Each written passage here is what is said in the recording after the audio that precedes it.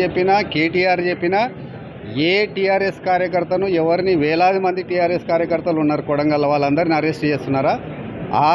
ఆ ఇన్సిడెంట్లో ఎవరెవరికి భాగస్వామ్యం ఉందో వాళ్ళని మాత్రం తప్పకుండా ఆ టీఆర్ఎస్ కార్యకర్త కావచ్చు, ఇంకెవరైనా కావచ్చు, ఏ అసాంఘిక శక్తి అయినా కానీ వదిలిపెట్టే ప్రసక్తి లేదు. అక్కడ గ్రామాలలో ఇంటర్నెట్ సర్వీస్ తీయడం కానీ, అక్కడ తాండావాసులను భయభ్రాంతులకు గురి చేయడం కానీ మీరు ఎలా చూస్తారు సార్?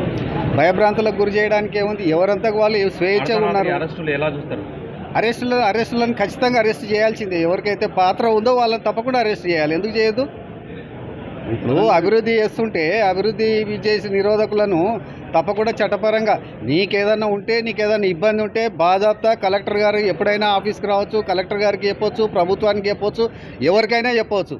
కానీ దాని ముసుగులా మేము దాడులు చేస్తాము, అధికారులను భయపెట్టిస్తాము, కలెక్టర్ను కొడతాము, చంపుతాము అనే విధంగా మీరు ఒక్కసారి గమనించండి, వీడియోలు చూడండి. ఎంతెంత లావు రాళ్ళు తీసుకొని కార్ల మీద వేసినరో మీకు చూస్తే తెలుస్తుంది. ఇట్లాంటి వాటిని కూడా హరీష్ రావు కేటీఆర్ ప్రోత్సహిస్తామంటే మరి హరీష్ రావు కేటీఆర్ కూడా మల్లన్న సాగర్లా వందలాది మంది రైతులను రాత్రంతా ఊర్లు తిప్పి కొట్టి చేసి ల్యాండ్ అక్విజిషన్ చేసిరు. ఇప్పుడు అట్లా ఏమైనా జరుగుతుందా? ప్రజాస్వామ్యయుతంగా ప్రజలతో సంప్రదించి ల్యాండ్ అక్విజిషన్ చేయాలని చెప్పి కలెక్టర్ గారు, అడిషనల్ కలెక్టరు, అధికారులు అందరూ వచ్చి అక్కడ కూర్చొని మాట్లాడి నచ్చజెప్పి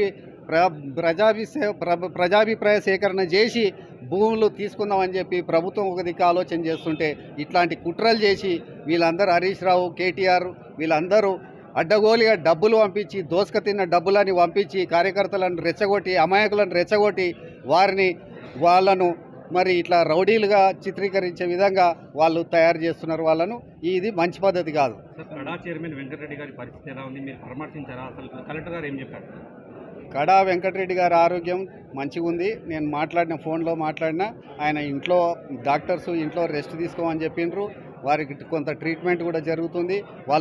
వారి చెవికి మరి దెబ్బ తగిలింది, దానికి కూడా ట్రీట్మెంట్ జరుగుతుంది.